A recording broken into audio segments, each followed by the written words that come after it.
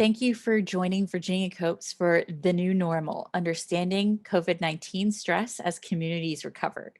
This episode is focused on establishing a self-care routine and presented by Rachel with Virginia Copes. The main objectives for this episode are to discuss what self-care means, how to make a self-care plan, and how to apply the 8 dimensions of wellness to your long-term self-care routine.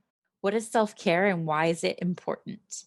We are going to discuss self-care in terms of the World Health Organization's definition listed here, as well as the 8 dimensions of wellness.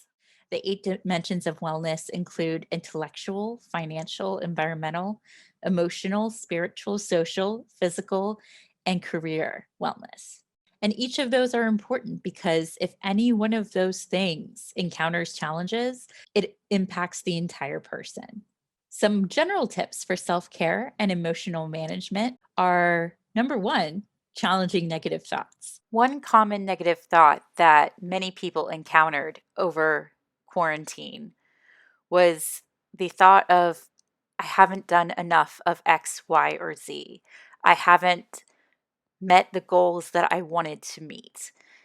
And it's important to remember that we have been experiencing a collective trauma.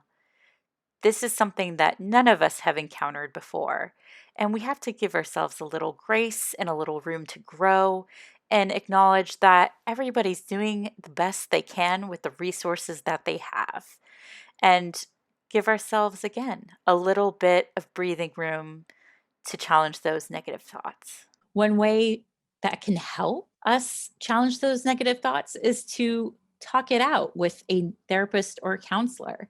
Finding a trusted clinician who you connect with is really important and can really improve your overall wellness. That being said, sometimes it takes time to find a counselor that you connect with, and that is okay. It is worth it to try different solutions if our needs are not being met. Our social connections are also incredibly important, and we have the ability to decide what situations make sense for us and what situations don't as we maintain appropriate boundaries. And what I mean by that is specifically with the pandemic, there have been some concerns about how to meet up with people, how to maintain and build connections with either the people we already know or new people. How to do that in a safe way that is comfortable for us and is comfortable for the people that we are meeting. So there are a lot of things to juggle in that dynamic, and taking it slow, taking it one thing at a time, and asking thoughtful questions of yourself and others can help you approach this in a way that is going to be less stressful. Another important thing to keep in mind is to be mindful of your environment and to spend time in places where you feel safe. Some examples of this could be cleaning your living space and workspace, and that can really help improve your mood. Are you able to spend time outdoors? That can make a big difference. Having exposure to sunlight, to plant life, it can really boost your mood. One dimension of wellness that we will focus on today is intellectual wellness and how to advocate for your health. Intellectual wellness is the practice of being open to new experiences and ideas in all areas of your life. To improve our intellectual wellness, we want to expand our ability to think about things and problem solve. When we do this research, we begin to feel more competent. Part of this involves building and maintaining a strong support network. An example of how to do this is reaching out to friends, family, and loved ones to find ways to connect in person or virtually that feel comfortable for everyone involved. COVID has presented many challenges to social support, but people have found very creative ways to cope. The ways they've found include video chats, texting, phone calls, letters, meeting outdoors, and many more options. If your social support is not as large or as strong as you would like it to be, you can look for ways to improve it by participating in virtual or in person events to meet more people and connect. There are many support groups online that were created in response to the pandemic that have made a great impact on people's lives. The main thing is to find a balance that works for you and to take time to research the current safety and health protocols for your area from reputable sources like the Department of Health. Another key factor of intellectual wellness is to identify your needs. This can take time and introspection, and the results are worth it because you will feel more confident forming a plan.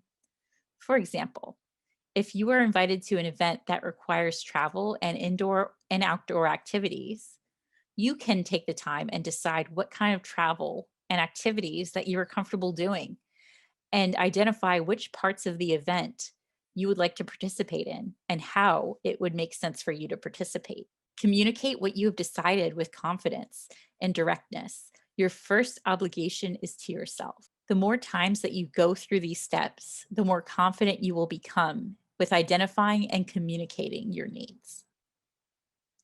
The second dimension of wellness we will discuss today is physical wellness, and that includes sleep, diet, movement, and more. Many of our health routines were drastically changed over the last year. We experienced a collective trauma, and it is important to adapt our strategies to something that we can actually do in our changed circumstances.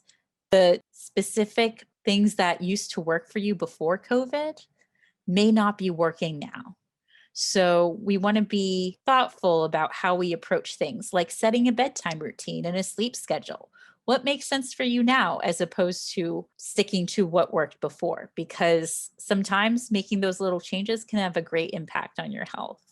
It's also important to connect with your physician or dietitian to see if you need to make any changes in your diet and if that will help increase energy and make you feel better, or notate any allergies that you might have.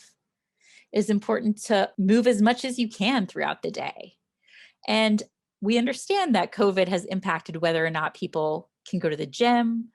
It means people have worked a lot more from home. People have been sleeping on a different schedule. There are different access to foods and transportation. So all of those are tied into our physical wellness because the things that used to work for us, again, may not work for us now. So we want to find ways to be flexible and embrace what resources we have now to help us be the healthiest versions of ourselves. Another way we can add something small into our day and have a big impact is adding stretching exercises after periods of inactivity. And I say that specifically because a lot of people have been working from home, and there are times when it feels like you are really at the desk and you get into the zone, and that is great. But at the same time, we want to make sure we're taking care of our bodies. And that can really take a strain on your body if you're not taking periods of time to stretch. The third dimension of wellness we'll discuss today is spiritual wellness. In particular, we're going to talk about meditation, but many people utilize faith-based activities like prayer as well. There are several ways to care for spiritual wellness, and meditation is accessible to everyone, so we're going to focus on meditation today. One thing you can do is to start early. Try to meditate first thing in the morning, and then you have it done, and you don't need to worry about it anymore. Consistency is key, and committing to meditating at the same time in the same place every day can really help. Sometimes life happens and consistency is disrupted, so get creative about new locations and ways you can fit it into your routine. Get comfortable. The ideal meditating position for most people is somewhere in between sitting in a chair, on a sofa, on a couch, legs crossed or uncrossed, feet flat on the floor, on a cushion, rolled up towel. There is a lot of different options there. So you're going to want to find a way to focus on the meditation in a position that is comfortable for you. Breathing naturally. Simply allow things to unfold naturally, noticing the rising and falling sensation it creates in your body. Getting comfortable with discomfort. People who are new to meditation, and even people who have been doing it for years, often experience negative emotions like anxiety, restlessness, irritation while practicing, things like that. Rather than trying to resist these emotions, give them your full attention and allow them to come and go. Take mindfulness with you.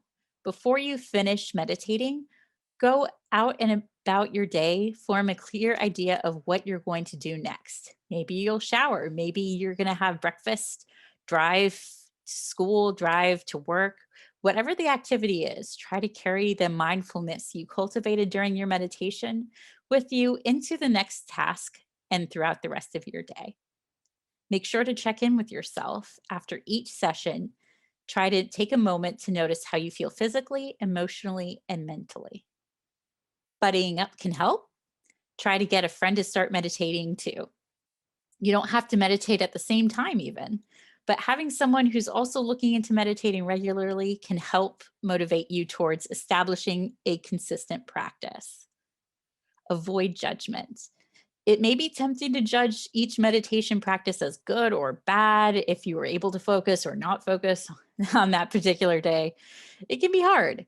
Once you've been doing it for a while, you're able to improve, and it's important to focus on what you have accomplished as opposed to focusing on the ways you still need to grow. Virginia Copes is a resource that you can use. Counselors are available 7 days a week. You can call or text us at the number listed, and it's also in the description box as well. The number is 877-349-6428. We're open Monday through Friday, 9 a.m. to 9 p.m., and on the weekends, 5 p.m. to 9 p.m. You can always check out vacopes.com to see our latest hours, any specific posts that we've made to the website, and we have an entire page dedicated towards different resources. And you can filter it based on where you live in Virginia to find the things that make the most sense for you. Some additional resources that we recommend include the MHAV Peer Run Warm Line, which provides peer support to help anyone struggling with mental health concerns. The trained peer supporters help callers identify coping strategies and resources that can help them and their loved ones. The AliveRVA Warm Line provides similar support for anyone struggling with substance use.